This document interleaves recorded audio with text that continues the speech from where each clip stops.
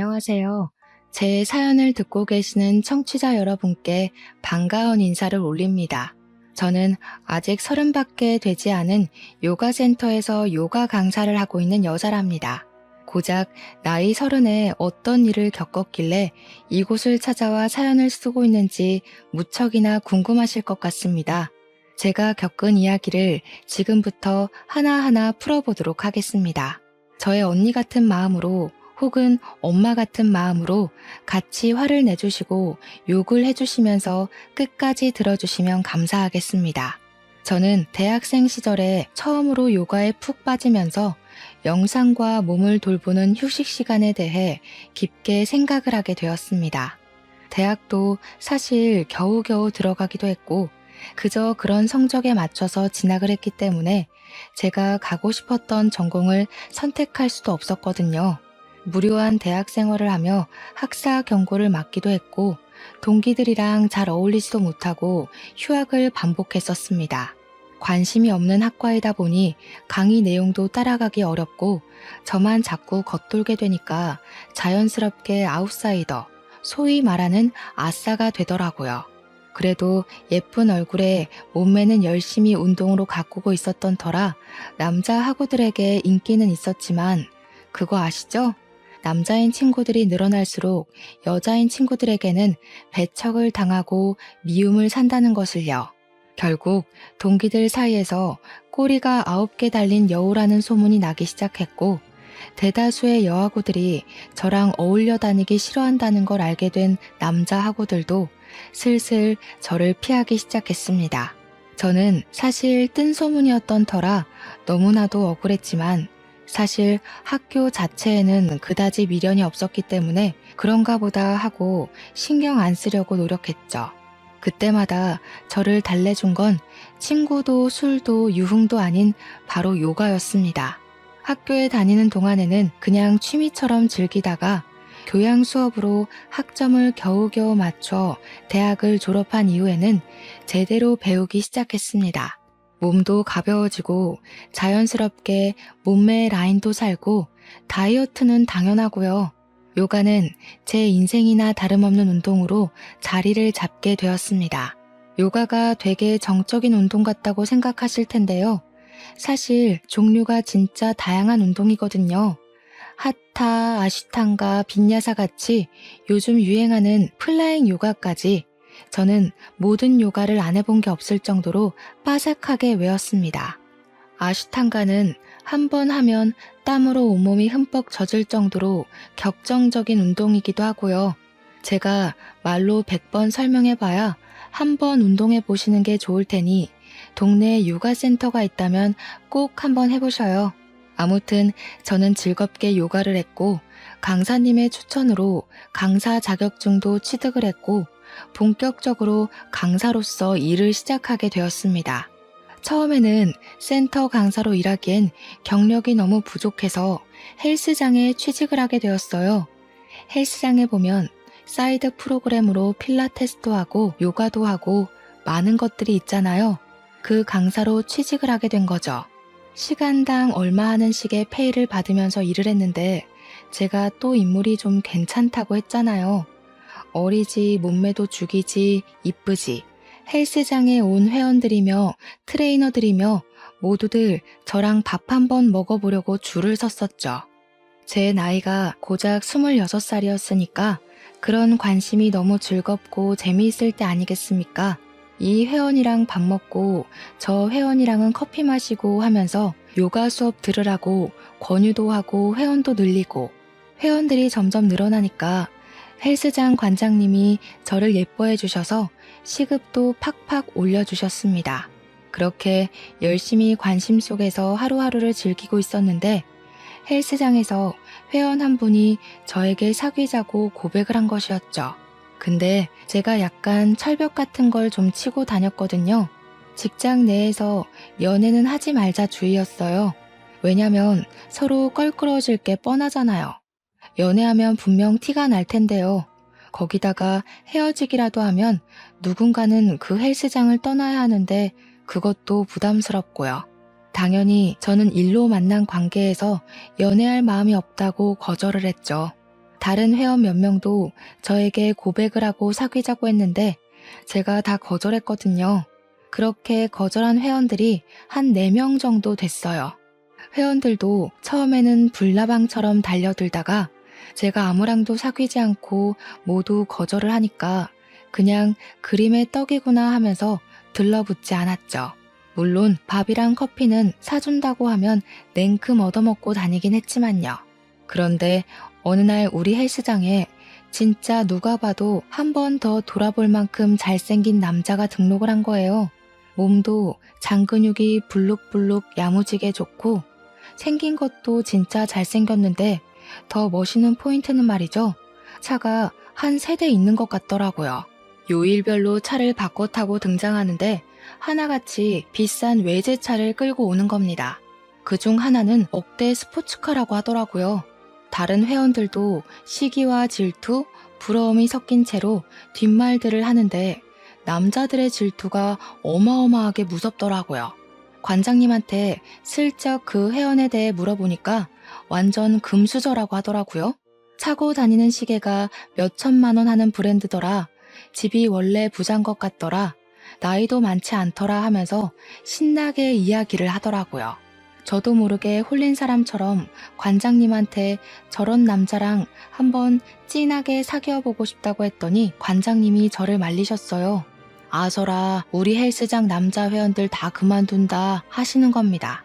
뭐 관장님 입장에서는 저 때문에 재등록하는 회원들이 있으니 제가 회원이랑 연애하는 게 별로 마음에 들지 않으시겠죠.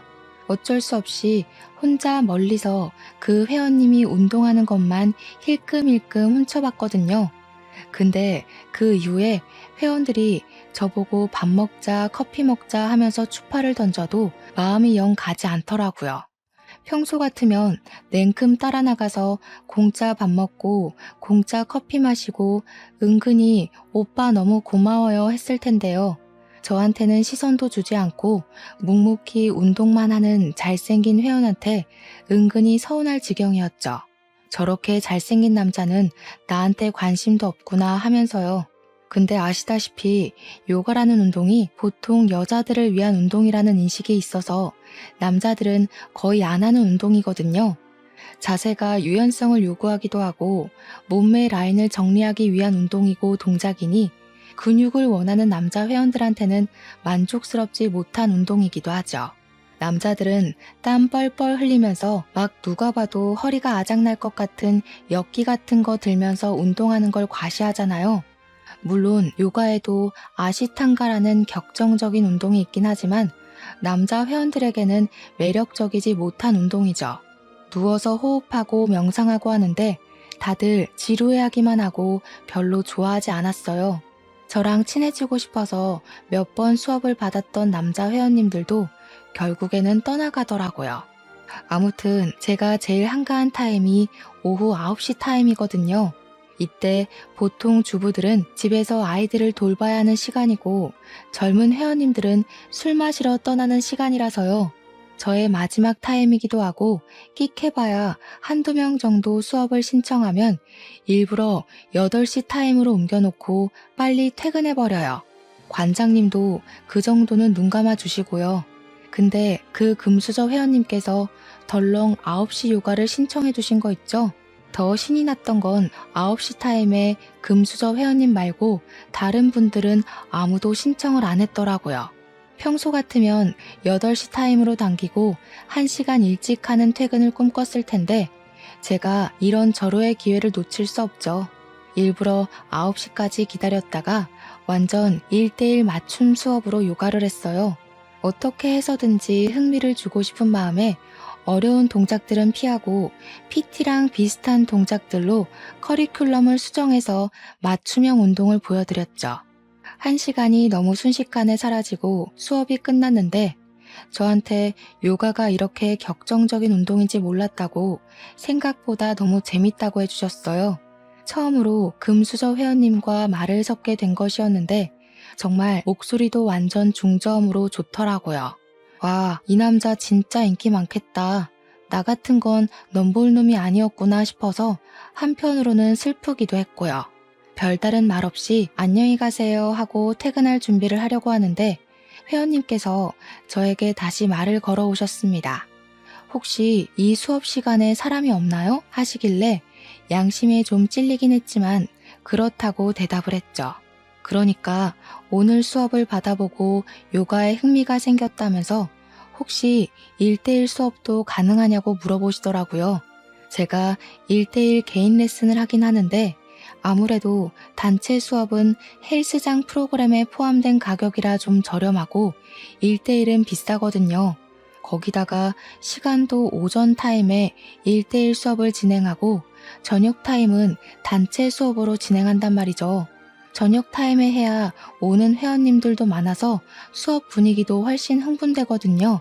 1대1 수업을 원하시면 시간대는 언제가 좋으시냐고 물어보니까 저녁 9시 타임이 딱인 것 같다고 하시더라고요. 아무래도 단체 수업이 있는 시간대라 관장님이랑 상의하고 수업 조정을 해야 한다고 말씀을 드렸더니 자기가 직접 관장님께 말씀을 드리겠대요. 그래서 알겠다고 조심히 가시라고 하고는 콩닥콩닥거리는 가슴을 진정시키고 저도 집으로 돌아갔습니다. 다음날 관장님이 저한테 슬그머니 오시더니 그 회원 어떻게 꼬셨냐고 물어보시더라고요. 그래서 제가 새침하게 꼬시긴 뭘 꼬시냐고 아무 짓도 안 했다고 하니까 막 호탕하게 웃으시더라고요. 알고 보니 개인 레슨비를 웃돈으로 주고서라도 하고 싶으니까 9시 단체 수업을 없애고 자기 1대1 하게 해달라고 했다는 겁니다. 그러면서 레슨비 엄청 높게 맞췄다고 저한테 보너스를 주시겠다고 하는데 그런 건 귀에 들리지도 않더라고요. 돈으로 시간을 사겠다는 그 재력이 뿅가게 멋있는 거예요, 진짜. 관장님이 제가 멍한 표정으로 이야기를 듣고 있으니까 넌지시 연애를 하고 싶으면 다른 회원들 모르게 하라고 하시더라고요. 아무래도 회원들 재등록에 영향을 끼치긴 하니까 알겠다고, 근데 그럴 기미는 사실 안 보인다고 대답했죠. 그 다음날부터 진짜로 밤 9시에 금수저 회원님과 1대1 수업을 시작하게 되었습니다. 보통의 개인 레슨은 일주일에 2번 혹은 3번 정도 하는데 주 5일 내내 하고 싶다고 말씀을 하시더라고요. 처음 그 이야기를 했을 때 나한테 관심이 있나? 했는데 저를 그렇게 붙잡아 둔 것 치고는 정말 수업 내내 잡소리 하나 없이 요가만 했다는 게 함정이었습니다.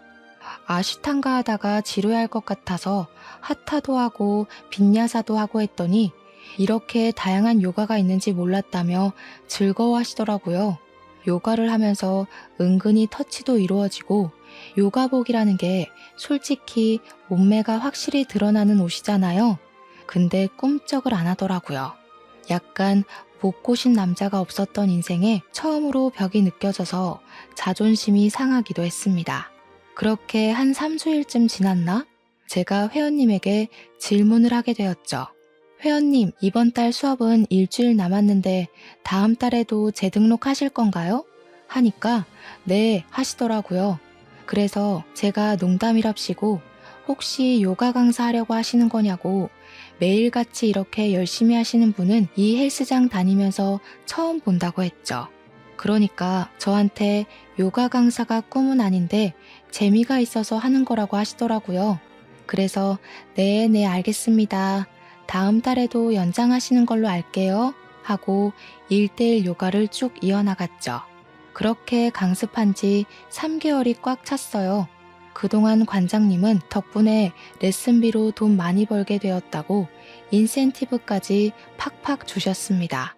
3개월을 내리 매일매일 요가 수업을 하다 보니까 이제 동작도 뭐 더 나아갈 게 없더라고요. 곧잘 따라하시기도 하고 수업이라는 게 좀 돌려막기식으로 진행되다 보니까 제가 양심에 찔리는 수준까지 갔어요. 저야 돈 벌면 좋긴 한데 저한테 관심이 하나도 없고 수업만 열심히 듣는 열성 회원을 등쳐먹는 듯한 기분이 들어서요. 3개월 수업이 종료되는 날 말을 했죠. 이제 동작 다 알고 계시니까 혼자 하셔도 충분하실 것 같다고요. 제가 뭐 더 교정해 드릴 부분도 없는 것 같고 동작 맞춤 요가 음악이 필요하시면 따로 보내드리겠다고 나름 친절을 베풀었습니다. 그러니 금수저 회원님께서 저를 빤히 보시면서 그러더라고요.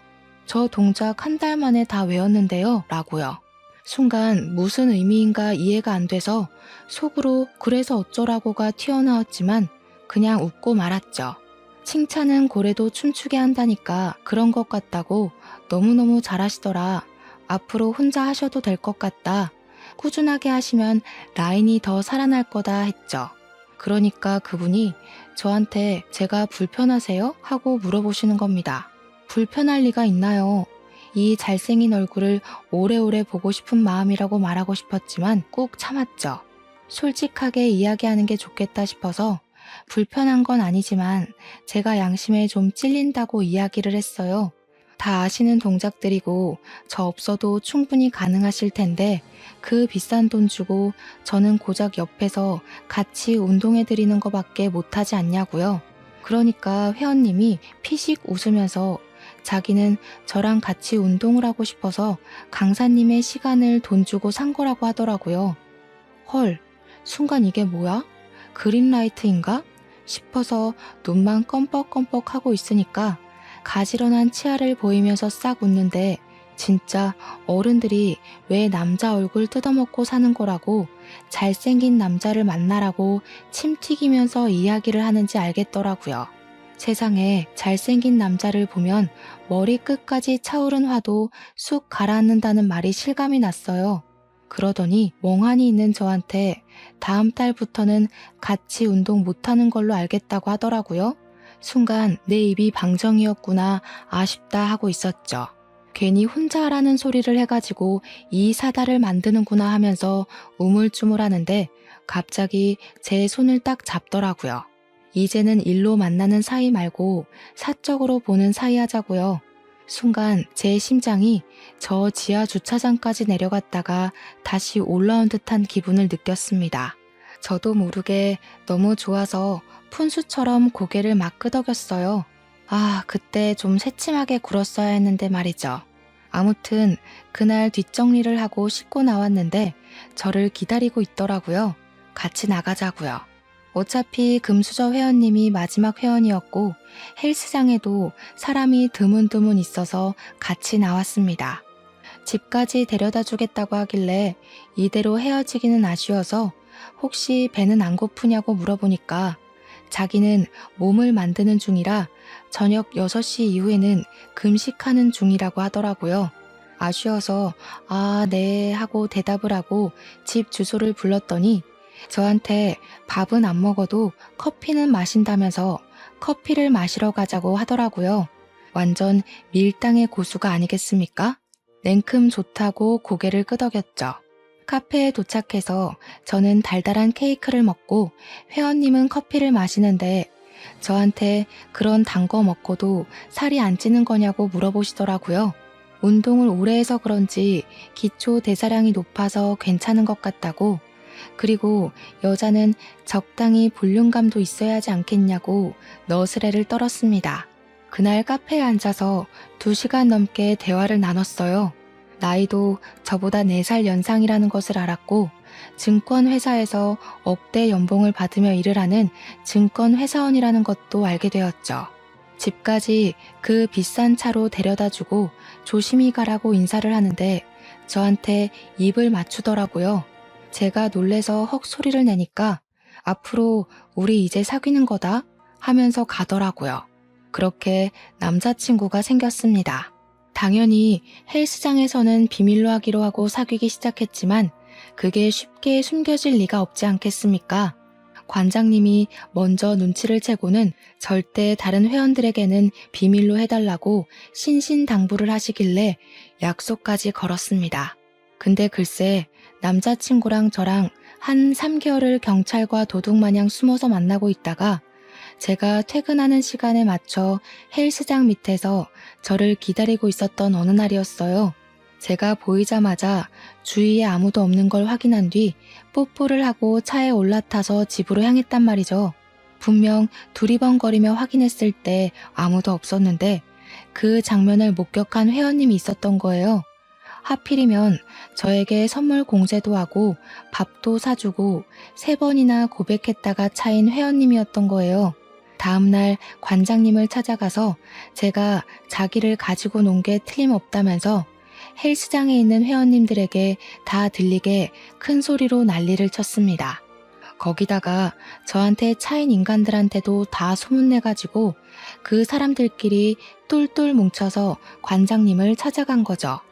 회원 관리를 이딴 식으로 해도 되는 거냐고, 불려우 같은 게 헬스장 물 다 흐리고 있다면서 당장 자르라고 했대요. 아니, 제가 누구를 만나든 말든 자기들이 무슨 상관인지 그땐 진짜 너무 억울하고 화가 나더라고요. 제가 뭐 마음에 들지 않아도 받아먹었으면 한 번은 만나야 되는 법이라도 있나요? 관장님이 저한테 일주일 정도 휴가라고 생각하고 쉬다 오라고, 그때까지 정리될 인간들은 다 떠날 거라고 하더라고요. 너무너무 죄송했기에 그럴까 싶긴 했지만 솔직히 제가 왜 피해야 하는지 모르겠더라고요. 무서울 것도 없고 쭉정이 같은 놈들 때문에 제가 피하면 소문만 더 더럽게 날 것 같았고요. 피할 이유 없다고 그냥 출근하겠다고 하고 나갔는데 제가 요가실에 들어서자마자 저한테 차였던 인간들이 줄줄이 소시지처럼 들어오더라고요. 저한테 꽃뱀이냐고 막 삿대질하면서 이야기를 하는데 기가 막혀서 제가 무슨 소리들 하시는 거냐고 뾰족하게 대꾸했죠. 그러니까 자기들이랑 밥 먹고 커피 마시고 살랑살랑 굴더니 연애는 돈 많고 잘생긴 놈이랑 하는 거 아니냐고, 관장님이 정리될 때까지 성격 죽이고 참으라고 했는데 저런 소리를 듣고 어떻게 참겠습니까? 바로 그냥 질러버렸죠. 그러면 회원님들이 잘생기고 돈이라도 많던가요? 자기들 능력 안 돼서 저 하나 꼬시지도 못해놓고 이게 무슨 자격지심이람? 제가 좋아하는 사람이랑 연애를 하겠다는데 왜 감나라 배나라 하세요? 제가 커피 사달랬어요? 밥 사달랬어요? 먼저 사주겠다고 나가자고 하더니 왜 저를 꽃뱀으로 만들어요? 근데 하필 그 타이밍에 요가 수업 들으러 왔던 아주머니 회원님 한 분이 그걸 들었던 거죠. 그 아줌마 입이 진짜 촉새였거든요. 남자 여럿이 와서 따지고 드니까 이리저리 소문을 이상하게 낸 거죠. 제가 이 남자 저 남자 다 꼬시고 다니다가 결국에는 잘생긴 금수저 물어서 한몫 챙기려고 판을 짰다고요. 와, 진짜 제가 지나가기만 하면 다들 수근수근 거리는데 속상해서 눈물도 몇 번 흘렸어요. 그때 제 남자친구가 그러더라고요. 이런 데서 고생하면서 일하지 말고 자기랑 결혼하자고요.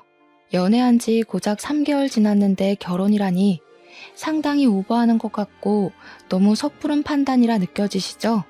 근데 그때는 그런 거 생각할 겨를이 없었어요. 이미 이 사람에게 푹 빠져 있었고 결혼하자는 그 말 자체가 구원처럼 들렸거든요. 저는 바로 결혼하겠다고 대답을 했습니다. 저는 헬스장을 그만두게 되었고 본격적인 결혼 준비에 돌입을 하게 되었습니다. 우리 집에서는 금융권에서 일하는 억대 연봉을 받는 사위가 싫을 리가 없죠. 거기다가 집도 완전 금수저 집안이었으니까요. 오히려 집안 격차가 심하게 나는 것 같다면서 우리 딸이 무시당하고 고생할까봐 걱정이 되어 시집을 보내도 될지 말지 고민이 된다고 하셨습니다. 우리 예비 신랑이 부모님 손을 잡고 절대로 힘들게 하지 않을 거라고 걱정하지 마시라고 신신당부를 했습니다. 결국에는 번지르르한 우리 예비 신랑의 얼굴에 홀라당 넘어간 부모님은 결혼을 허락해 주셨습니다. 시댁에도 자연스럽게 인사를 드리러 갔는데 진짜 집에 도착하고 나서 깜짝 놀랐어요. 강남에 엄청 비싸다고 늘 집값 순위에 오르락내리락하는 주상복합에 사시더라고요. 연예인 누가 살더라, 정치인 누가 살더라 하면서 저 주상복합에 살아보고 싶다 하는 사람들이 있을 정도로 입에 오르는 곳이었습니다. 엘리베이터에서 느껴지는 고급스러움에 완전히 주눅이 들었죠. 아무튼 시댁에 갔는데 시부모님이 저를 반갑게 맞아주셨어요. 그런데 시부가 저한테 직업이 뭐냐고 물어보시는 겁니다. 그래서 담담하게 요가 강사라고 대답했죠. 그러자 요가 강사? 그거 좀 그런 직업 아니니? 하면서 저를 아래 위로 쭉 훑어보셨어요. 제가 빈정이 상해서 그런 직업이 뭔데요? 하고 다시 물었더니 시모가 나서서 말려주셨어요. 기분 나빴으면 미안하다.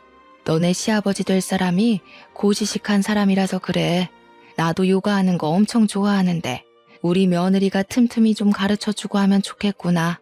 나이를 먹어서 그런지 요가 같은 거 하면 스트레칭도 되고 좋더라고. 시모가 살갑게 웃으면서 이야기를 해주시니까 저는 신이 나서 좋다고 대답했죠. 시부는 저를 약간 뜨뜨미지근하게 대하시면서 몇 살이라고? 하고 또 한 번 질문을 하셨어요. 제가 27살이라고 대답을 하니까 고개를 끄덕이시더라고요. 아직 20대 후반이면 뭐 한두 살 더 어렸으면 좋았겠지만 말이야. 애 낳기는 나쁘지 않은 나이로구나. 너는 이 집에서 아무것도 할 일 없다. 그냥 아들만 줄줄이 낳으면 된다 이 말이야. 우리 집이 손이 아주 귀한 집이거든. 내가 3대 독자고 우리 아들이 4대 독자다 이 말이야. 네가 아들을 하나 낳아주면 차를 바꿔줄 거고 둘을 낳으면 강남에 집을 떡하니 사줄 거고 셋을 낳아오면 내 건물을 하나 증여해주마. 저는 그 말에 입을 떡 벌렸습니다. 아들만 낳아오면 된다는 말을 귀에 딱지가 앉을 정도로 들었어요. 그리고 결혼식도 정말 연예인 부럽지 않게 성대하게 올렸습니다. 집안의 4대 독자가 결혼을 한다는데 다른 집안에 얕보이면 안 된다고 하시면서 드레스도 해외에서 공수해온 드레스로 맞춰주셨고요. 식대가 1인당 18만 원이나 하는 누구나 알 법한 호텔에서 결혼식을 올렸습니다. 신혼집은 남편이 혼자 살고 있었던 집에 몸만 쏙 들어갔습니다. 저희 집에서 혼수를 바꿔주시겠다고 했는데 남편이 싹 거절했어요. 신제품으로 바꾼 지 얼마 안 됐다고 집안 살림 다 바꾸면 돈 낭비하는 거라고 나중에 노후자금 쓰시라고 하더라고요. 하나하나 배려해주는 남편의 말에 우리 가족들 모두 감동을 받았죠. 저는 결혼을 한 이후에 요가 강사 자리를 포기하지 않았고 재빨리 헬스장에서 일했던 경력을 토대로 요가 센터를 돌면서 면접을 보았습니다. 어쨌든 사회에서 예쁜 얼굴은 모든 일에 플러스 되는 요인이기도 하죠. 저는 바로 취직을 할 수 있었고 꽤 큰 센터에서 일을 하게 되어 월급도 매우 괜찮은 수준으로 협의를 보게 되었습니다.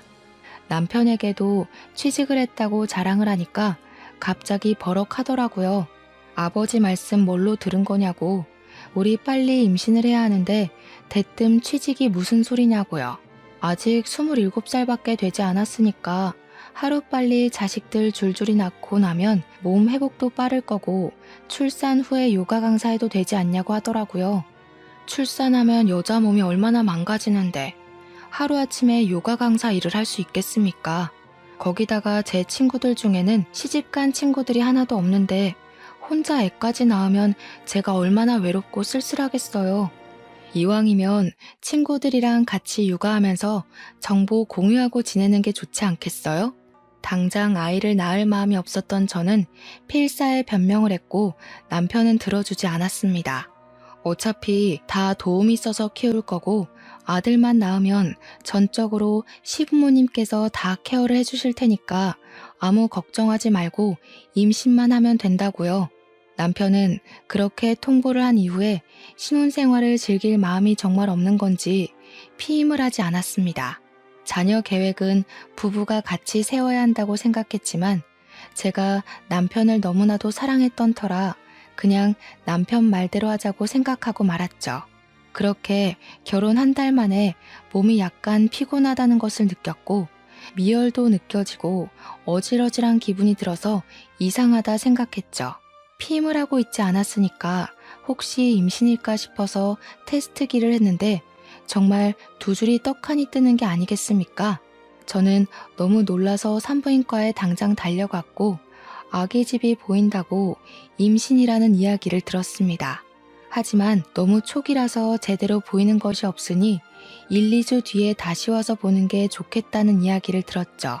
제가 그때는 요가 센터에서 일을 하고 있었기에 당장 수업이 너무나도 걱정되더라고요.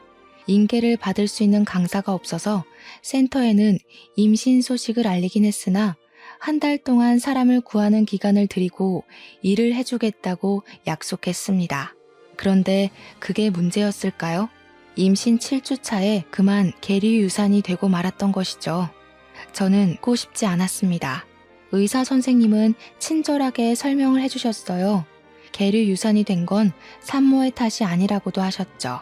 아기집이 보이긴 하지만 태아가 보이지 않는다고 하시며 놀란 저를 토닥여 주셨습니다. 계류 유산은 누구나 겪을 수 있는 일이고 산모님 회복이 가장 중요한 거라고 저에게 마음의 상처를 너무 받지 말라고 하셨어요.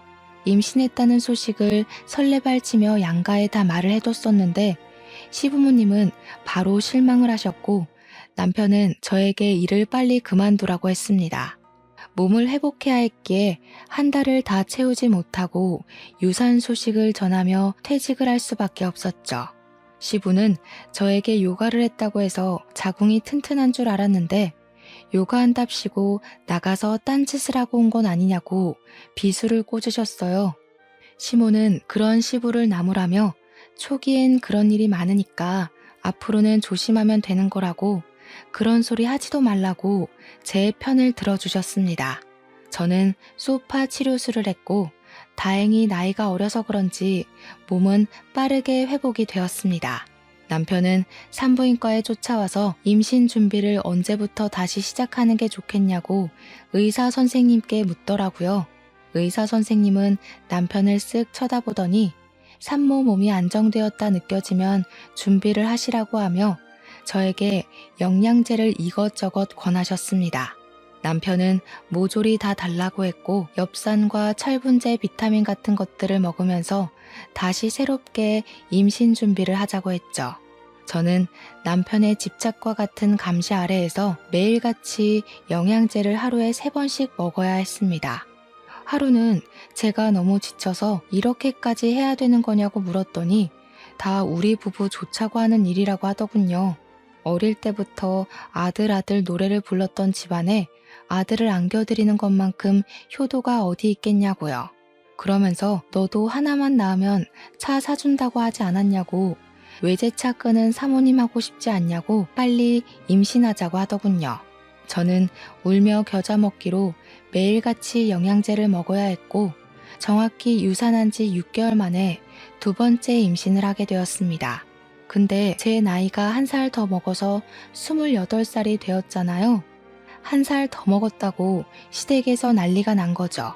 하루라도 빨리 애를 낳아야 한 명이라도 더 낳을 수 있는 거 아니냐고 하면서 저를 엄청 쪼아댔습니다. 그때 마침 임신을 한 사실을 알게 되었고 이번에는 아기 심장 소리까지 확인을 할 수 있었습니다. 하지만 한번 유산을 겪었던 터라 마음의 불안은 가시지 않았고 남편에게 우리 임신 3, 4개월이 될 때까지 비밀로 하자고 했죠. 그리고 제가 임신 16주를 맞이했을 때 배가 볼록 나오기 시작했고 아이의 성별이 아들이라는 것까지 확인하게 되었습니다. 남편과 저는 병원에서 주책맞게 눈물을 흘렸고 바로 시댁으로 찾아가 임신 16주고 아들이라는 것을 말했습니다. 그러자 시부가 저한테 역시 우리 며느리라면서 인정이라고 저한테 차를 사주시겠다고 하시는 겁니다. 떨리는 마음에 비싼 외제차 계약까지 딱 하고 집으로 돌아왔죠. 그렇게 태교에만 집중을 하며 지냈는데 임신 20주에 아이가 또 유산이 되고 말았습니다. 원인을 정확하게 알 수 없다고 하더라고요. 단지 제 자궁이 약하고 갑상선 기능에 문제가 있어서 그런 것 같다고 했어요. 당연히 시부는 목덜미 잡고 쓰러지고 우리 남편 또한 망연자실하더라고요. 무엇보다 가장 슬픈 건 저였습니다. 우리 아이 태명도 붕붕이로 지었는데 시부가 붕붕이가 태명이니 붕붕 떠난 것 아니냐고 차 계약도 바로 취소해버리셨어요. 그러더니 제가 처치를 다 받고 태어나는데 그러시더라고요. 너 혹시 담배 피우냐? 아기 가지고 술 먹고 춤추고 논 거 아니지? 아니면 자궁에 문제가 있어? 왜 애가 2번이나 유산이 되냐고. 갑상선 기능에 문제가 좀 있다고 하더라고요. 자궁도 2번의 유산을 겪으면서 많이 약해졌다고 하더라고요. 이런 쓸모없는 계집애 같으니라고.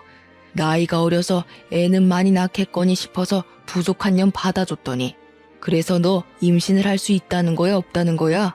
남편이 한숨을 푹푹 쉬면서 병원에서 하는 말이 제 갑상선 기능이 많이 저하되어서 약물 치료를 해야 한다고 했다 말했어요. 이게 호르몬제가 투여되는 거라 치료가 끝날 때까지는 임신을 하면 안 된다고 했다고 말을 전하니까 시부 얼굴이 빨개지더라고요. 사람이 열이 받아서 혈압이 오르면 얼굴이 그렇게까지 빨개질 수 있구나 하는 걸 알았죠.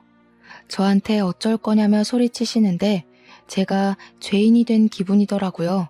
그러더니 시모가 저를 달래주면서 집에 가서 이야기를 하자고 온 가족을 끌고 시댁으로 향했습니다. 차 안에서도 고개를 들지 못하고 가만히 있었죠. 정말 제가 무슨 줄에 묶여서 끌려가는 기분이었어요. 한참을 다들 말없이 그러고 앉아서 시부의 한숨 소리만 듣고 있었습니다. 저는 그 공기가 너무나 답답해서 딱 미치기 일보 직전이었습니다. 그런데 믿었던 시모의 입에서 상상을 초월하는 말이 터져나왔습니다. 속은 좀 상하겠지만 너네 이혼시킬 마음은 없고 우리 집이 손이 귀한 집이라 아이는 꼭 낳아야 한단다. 네 치료가 얼마나 길게 이어질지도 모르는 거고 약물 치료하다가 애가 들어서면 애가 안녕 못할지도 모르고 그래서 말인데 요즘도 대리모라는 게 있더라. 그게 무슨 말씀이세요? 대리모라뇨? 지금 바깥에서 사생아를 낳으라는 그런 말씀이신 거예요? 그러니까 시부가 대뜸 시모한테 말 잘했다 하면서 그러더라고요. 바깥에서 나오는 게 어디가 어때서? 우리 때는 다 그랬다. 네 몸이 멀쩡했으면 이럴 일도 없잖아. 다 네 잘못이니까 수긍하고 우리 아들이 나오는 핏줄 받아다가 네 자식처럼 잘 키워. 순간 머리가 멍해지는데 남편이 제 손을 꼭 잡으면서 말을 하더라고요. 부모님의 뜻이 그렇다는데 자식으로서 당연한 도리는 하고 살아야 하지 않겠냐고요. 아이를 원하신 게 하루 이틀이 아니니 우리가 받아들이자고 하는 겁니다. 아니, 그걸 지금 제 손을 꼭 잡고 할 말입니까? 이게 말이나 되는 소리인지 저는 남편의 손을 확 뿌리치고 남편에게 결혼할 때 받았던 1캐럿짜리 다이아 반지를 거실에 탁 내려놨습니다. 이혼하겠습니다. 대리모라뇨? 차라리 재혼을 하라고 하세요. 그러니 시부가 활짝 웃는 게 아니겠습니까? 잘 생각했다. 네가 아주 대찬 성격이구나. 구질구질하게 굴 것 같아서 대리모 이야기를 꺼낸 건데 이혼을 하겠다고 하니까 오히려 잘 됐어. 내가 위자료는 섭섭지 않게 주마. 그러더니 미리 준비라도 하고 있었던 건지 서랍에서 이혼 서류를 꺼내더니 도장 찍으라고 하더라고요. 통장으로 위자료인 셈 치고 5천만 원 보내줄 테니까 걱정하지 말라고, 그 정도면 섭섭지 않지 않냐고. 그날 정말 깊은 배신감에 치가 떨리고 정신까지 나가버려서 도장을 바로 찍어주었습니다. 도장 찍자마자 제 앞에서 5천만 원을 제 통장으로 송금해 주더군요. 너무 억울하고 속이 상해서 울면서 친정으로 갔더니 부모님이 걱정하면서 물어보시길래 솔직하게 다 말했습니다. 우리 부모님도 정신 나간 것들 아니냐고, 쌍놈의 집안이라고 욕을 하면서 그런 집안을 대이어서 뭐하냐고 소리를 치시더군요. 신혼집에서는 정말 제가 몸만 들어갔던 거라 가지고 나올 짐도 없었습니다. 옷 몇 개 있던 것도 칼같이 친정으로 택배 보내놨더라고요. 저는 정신을 차리고 바로 갑상선 치료에 돌입했고 약물 치료를 하며 구직 활동을 했습니다. 다행히도 꽤 큰 체인을 가지고 있는 요가센터에 취직을 하게 되었고요. 몸을 돌보면서 운동을 병행하고 있었는데 이혼한 지 3개월쯤 지나서 예전 헬스장 관장님께 연락이 온 겁니다. 너 이혼한 거 진짜야? 어떻게 하셨어요? 어디 말도 안 했는데. 야, 네 전 남편 우리 헬스장 다시 등록했어. 여기 여자 트레이너랑 사귄다고 하더라. 어찌나 뻔뻔한지 여기 회원님들이 그 소문 다 알고 쳐다보는데도 꿋꿋하게 둘이 하루 종일 붙어 있는다니까. 그래서 저는 그냥 관심 없어요 하고 끊었습니다.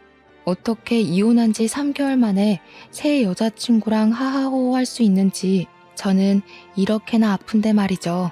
그렇게 시간이 흐르고 흘러 1년쯤 지났을 때였습니다. 저는 갑상선 치료를 무사히 끝마쳤고 건강도 예전처럼 좋아졌습니다. 요가센터에서 자리도 잡았고 전 남편도 완전히 지워버린 채 잘 살고 있었는데 관장님이 갑자기 연락 와서는 그 둘이 결혼을 했다고 하는 겁니다. 저한테 왜 이런 소식을 전해주시냐고 그만하시라고 하니까 관장님이 더 충격적인 이야기를 하셨어요. 아니, 근데 그게 끝이 아니야. 걔네 이혼도 했다? 벌써요? 왜요? 불임이래. 헐, 그 여자가 임신 못하니까 또 이혼시킨 거예요? 무슨 소리야. 네 전 남편이 불임이란다 글쎄. 왜 여자 트레이너랑 사귀면서 둘이 운동 죽어라 했다고 했잖아. 그때 근육을 더 키우면 멋있겠다는 트레이너 말에 스테로이드성 약물을 생각 없이 복용했다고 하더라. 이게 적당히 하면 괜찮은데 과하게 맞은 건지 정자 기능에 문제가 생겨서 불임됐다고 하대? 그러면서 벌 받은 거라고 저한테 꼭 이 사이다 소식을 전해주고 싶었다면서 안부 조금 물어보고 끊으시더라고요. 정말 대박이지 않나요? 4대 독자니 뭐니 하더니 결국 불임으로 끝이 나다뇨. 이게 다 자기 업보지 않겠습니까? 2번 유산했다고 대리모 운운하더니 결국 벌 받은 거죠. 관장님도 나중에 문자로 저한테 속 시원하지 않냐고 어쨌든 행복하게 잘 살라고 하시더라고요. 저는 완벽한 결말에 기분이 날아갈 듯 좋아졌습니다. 이래서 사람 앞길은 모르는 거라고 하죠. 그 이후에 어떻게 알게 된 것인지 제가 일하는 요가센터 앞으로 전 남편이 딱 한 번 찾아왔습니다. 제가 두고 갔던 1캐럿짜리 결혼 반지를 다시 주면서 저에게 다시 합치자고 1년 동안 저를 잊은 적이 단 한 번도 없다고 거짓말을 하더라고요. 제가 관장님의 연락을 받고 모든 걸 알게 된 건 꿈에도 생각 못하는 것 같았습니다. 이제 우리 부모님 아이에 대한 미련 없으셔. 내가 다 설득했으니까 우리 예전처럼 행복하게 살자. 무슨 소리야? 너 1년 동안 바빴잖아. 재혼도 하고 이혼도 하고. 그걸 네가 어떻게 알아? 심지어 약물 복용하다가 불임까지 됐다며? 4대 독자 어떡하니? 너네 부모님도 아이에 대한 미련이 없으실 수밖에 없지. 아들이 씨 없는 수박인데. 그러니까 억지로 제 손에 반지를 쥐어주면서 다시 잘해보자고 애원을 하길래 밭 밑에 보이는 하수구에 반지를 떨어뜨렸어요. 무려 1캐럿짜리 다이아 반지를요. 제가 하수구에 던지니까 전 남편이 사색이 되어서 그게 얼마짜린데 하는데 웃음이 나더라고요. 얼마짜리긴 이거 10개를 가지고 와도 너랑은 다신 안 만나지 이 고자 새끼야. 그리고 뒤돌아서 걷고 있는데 슬쩍 전 남편을 보니 하수구에 막대기 집어넣고 있더라고요. 그 1캐럿짜리 다이아 반지 꺼낸다고요. 그래 봐야 시궁창 냄새가 사라지겠어요. 전 남편 꼴이랑 딱 어울리더라고요. 빛 좋은 개살구죠. 저는 아주 속 시원하게 마침표 찍고 지금은 열심히 회원님들과 요가하면서 마음 다스리고 건강하게 지내고 있답니다. 여러분들도 빛 좋은 개살구에 속지 마시고 사람 내면을 보면서 만나세요. 참, 그 사람의 집안도 말이에요. 아무튼 제 사연은 여기서 마무리하겠습니다. 다들 감사합니다.